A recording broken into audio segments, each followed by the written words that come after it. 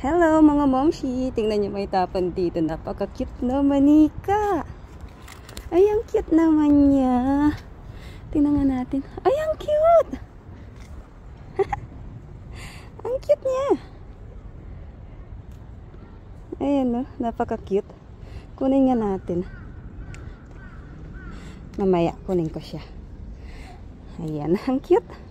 Hello mga momshi. So ayan, ito yung napulot natin manika kanina kay Kumaring Basura. Tingnan niyo, napaka-cute. Ginawa ng bed ni Cutie. Ayan, ano kasi siya, malaki siya. Ayan, tsaka maganda pa siya. Okay na okay. Ayan, oh, tingnan niyo.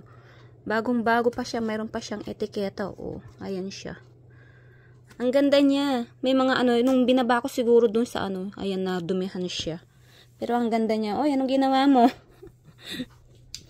Ayan, maganda pa siya. Ang ganda niya, ang fluffy pa niya. Ganyan talaga siya, flat siya mga mamshi. Ganyan talaga. So, kinuha ko siya, bibigay ko sana kay Kuya Jeff para meron siyang yakap-yakap sa higaan niya. Ayan, ganyan siya. Kaya lang, kagustong hinihigaan ni Cutie mga mamshi. Ayan, ang cute niya, tingnan niyo. Kagustong hinihigaan ni Cutie, kaya ibibigay ko na lang siguro kay Cutie pero meron siyang bed. Merong bed si Cutie mga mamshi, color black. Kaso napakalaki. Halos niya dito, halos sakupin na niya dito. Ang laki. Tsaka mahirap labhan yun, hindi kasya sa sa washing machine namin. Ito kakasya to.